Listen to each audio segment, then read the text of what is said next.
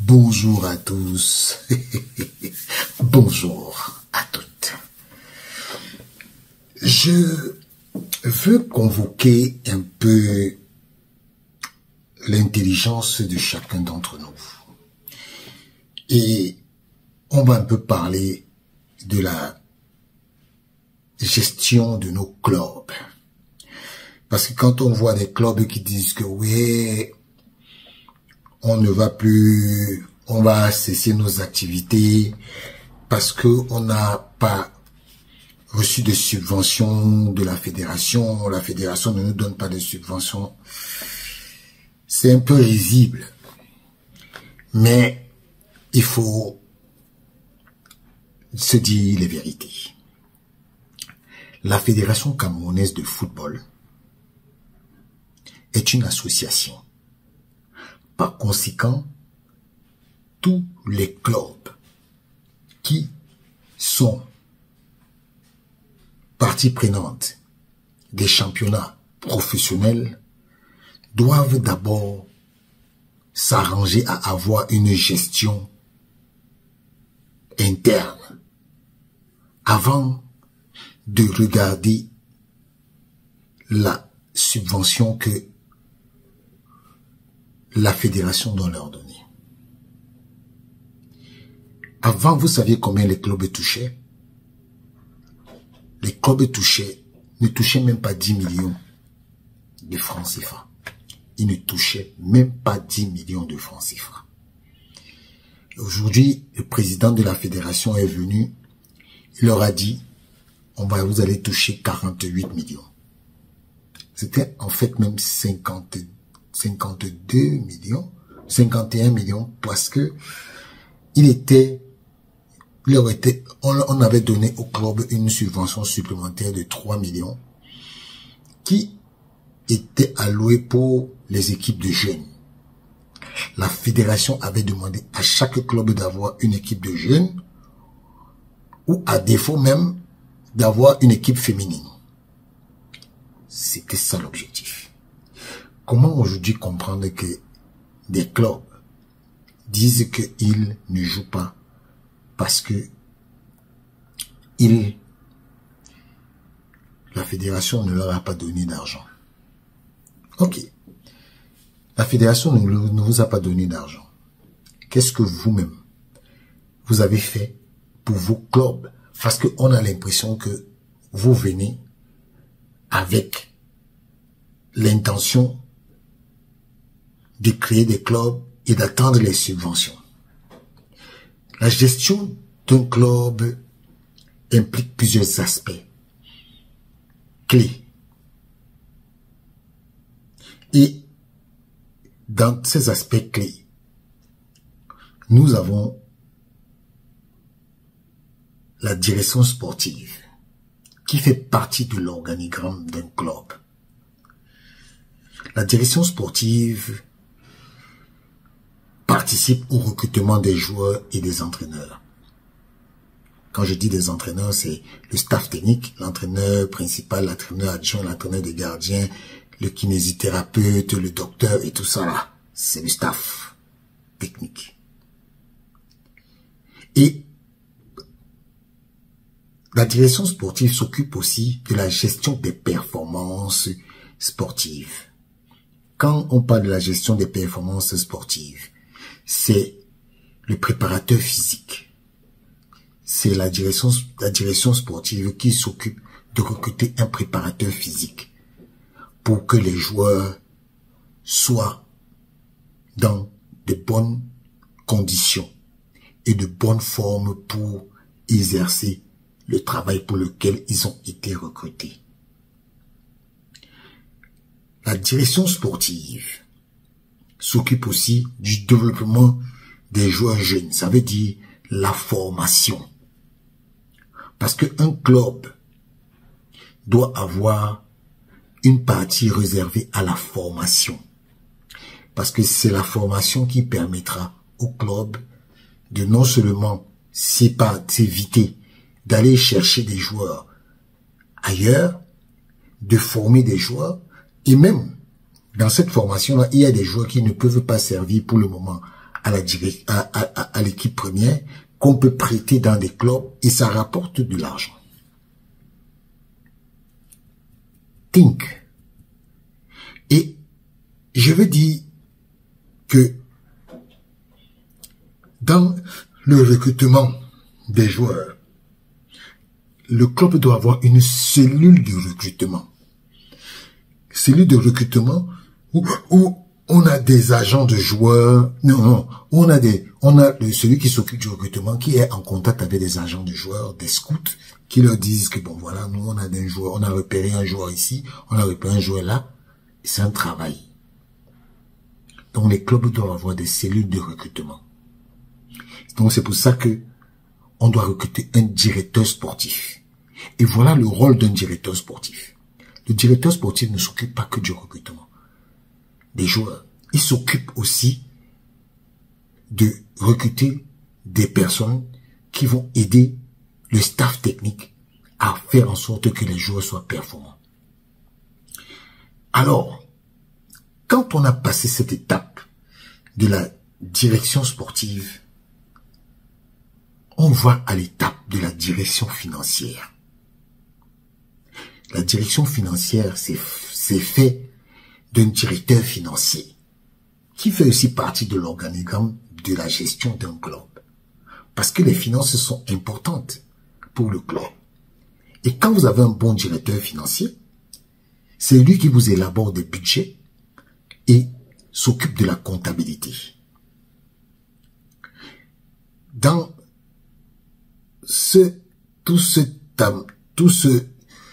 toutes ces prérogatives, il s'occupe aussi de trouver des bons partenariats financiers avec des sponsors et des partenaires. Des sponsors, dans sponsors, vous pouvez mettre tout ce que vous voulez. Des sponsors équipementiers, des sponsors qui viennent pour mettre de l'argent pour que les clubs soient, leur marque soit vue, et même aussi parfois pour la gestion des revenus et des dépenses. Le directeur financier gère ça, la gestion des revenus et des dépenses. Donc, quand on voit certains clubs aujourd'hui au Cameroun, on a l'impression que ils ne think pas about. Ils ne think pas about. Et quand vous regardez, aujourd'hui, quand on est dans la gestion financière et qu'on a une bonne gestion financière, ça nous amène à avoir une bonne gestion du marketing et de la communication. Oui. Parce que dans le marketing et la communication, il y a la partie réservée à la promotion du club et de ses joueurs. Parce qu'un bon club qui communique sur le club et les joueurs. Et il faut recruter quelqu'un qui est un directeur marketing et communication. On peut même disséquer. On peut dire que on prend un directeur marketing et un directeur de la communication. Voilà. Et la gestion des réseaux sociaux, aujourd'hui, c'est primordial. Parce que il faut savoir qu'aujourd'hui, le club qui fait sa promotion de ses joueurs et sa promotion communique sur les réseaux sociaux et dans les médias. Et donc, c'est pour ça que même quand tu recrutes un directeur de la communication, il faut derrière qu'il y ait des médias officiels. Des médias officiels des clubs qui communiquent, qui sont en relation avec la presse pour gérer la communication du club et les relations presse. Et vous savez, dans la communication dans la communication, il y a aussi les relations avec les supporters et avec la communauté. Les réseaux sociaux là, que vous négligez, aujourd'hui, c'est primordial. Les gens vont sur les comptes des clubs pour chercher à savoir qu'est-ce qui se passe, qu'est-ce qui s'est passé aujourd'hui au club. Et dans la gestion de la communication, on revient à la communication aussi des marques qui sont associées au club. C'est aussi une autre partie qui génère des moyens et de l'argent au club. Donc, quand je regarde un peu la configuration des clubs camerounais, je ne vois pas une propension de ces clubs à vouloir s'arrimer à ce qui se passe aujourd'hui. Les clubs camerounais sont en déphasage avec la réalité. Combien de clubs camerounais ont, ne serait-ce que une direction de la communication et du marketing? Vous pouvez me dire? Non. Beaucoup n'ont pas ça. Et, vous savez, beaucoup de clubs aujourd'hui au Cameroun souffrent d'un autre problème. Des problèmes des infrastructures et de la logistique. Parce que, quand vous regardez la majeure partie des clubs au Cameroun, ils passent leur temps à louer les terrains pour s'entraîner. Ne parlons même pas des terrains pour jouer les matchs. Aujourd'hui, la fédération les a amenés à la gestion participative.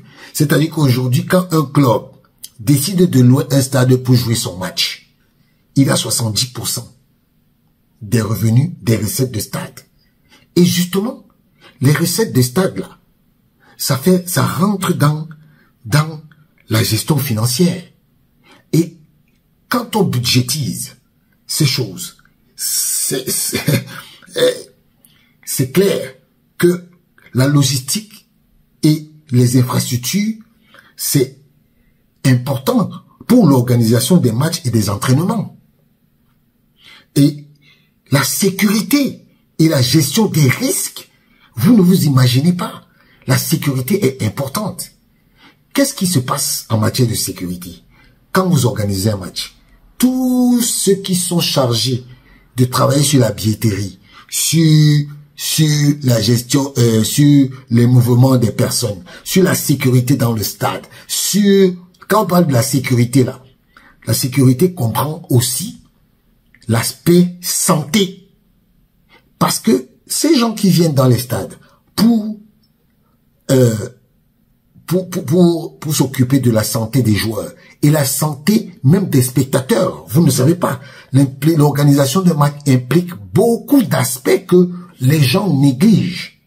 Donc, c'est pour ça que j'ai souvent besoin, je crois que il va falloir qu'on organise des séminaires pour que les gens soient au fait de l'impact de la gestion des clubs. Parce que beaucoup ne voient pas cet aspect-là. Et quand on est passé dans le volet des infrastructures et de la logistique, quand on dit logistique, la logistique c'est quoi? La logistique c'est tout ce qui comprend le matériel d'entraînement. Vous devez avoir un kit matériel, un kit manager, c'est-à-dire celui qui s'occupe de la gestion des équipements, de tout ce qui concerne les joueurs, les maillots, les trucs d'entraînement, les ballons et tout ça là, le matériel. Et la majorité des clubs aujourd'hui, les kits, les gens qui sont chargés de gérer ça, ils sont pas très nombreux. Je vous prends un exemple. En équipe nationale, à une époque, je sais pas si ça a changé, il y a au moins 3 kits matériels. 3 personnes qui s'occupent du matériel. Ce n'est pas une chose facile, hein. Si on vous dit comment ça se passe, mais c'est un travail casse-tête. Alors, tout ça, il faut une bonne gouvernance. La bonne gouvernance, c'est-à-dire que comment est-ce que le club est géré? Partant du président, passant par la gestion des ressources humaines. Tout ce que j'ai cité là, ça fait partie de la gestion des ressources humaines. Ça fait partie de la gestion. Parce que si tu n'as pas une bonne ressource humaine, si tu n'as pas un bon chargé de la gestion financière, si tu n'as pas un bon chargé, un bon entraîneur, tu n'as pas un bon staff technique, tu n'as pas de bons joueurs, tu n'as pas un bon chargé de la communication et du marketing, tu n'as pas un bon kit matériel, ça pose un problème. Et dans la gestion des ressources humaines, il faut aussi avoir un bon président. Un bon président, un président visionnaire. Et donc, quand je regarde un peu l'aspect de la configuration des clubs aujourd'hui, vous voyez que la majorité des clubs ne respectent pas les réglementations et les normes que la fédération donne en début d'année. La majorité ne font pas ça. Et quand on a aussi la bonne gouvernance passe aussi par la prise de bonnes décisions et des décisions stratégiques. C'est ça qu'on appelle la gouvernance. Gouverner veut dire être en droite ligne avec les lois et les règlements que la fédération donne.